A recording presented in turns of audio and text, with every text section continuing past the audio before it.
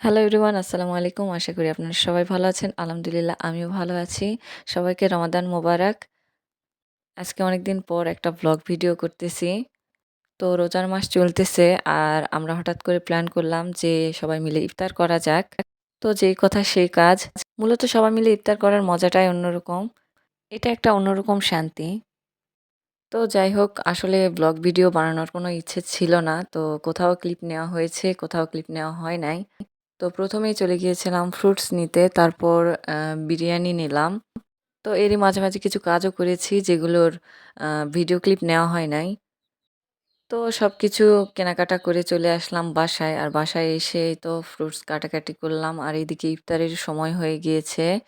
আর এখানে ফ্রুটস কাটা দেখে আপনারা কেউ কোনো মন্তব্য করবেন না। কেননা আমরা খুব একটা দক্ষ নই এই ফ্রুটস কাটাকাটিতে।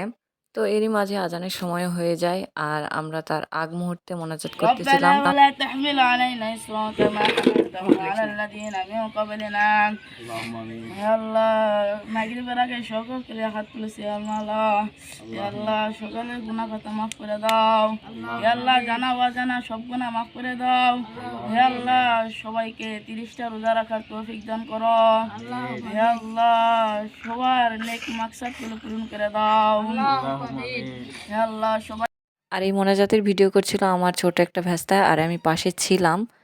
তো আজকের ভিডিওটা ছিল এত পর্যন্তই। আর ভিডিওতে কোনো ভুল ত্রুটি হয়ে থাকলে অবশ্যই ক্ষমা সুন্দর দৃষ্টিতে দেখবেন। সবাই ভালো থাকবেন, সুস্থ থাকবেন। আল্লাহ হাফেজ। আসসালামু আলাইকুম।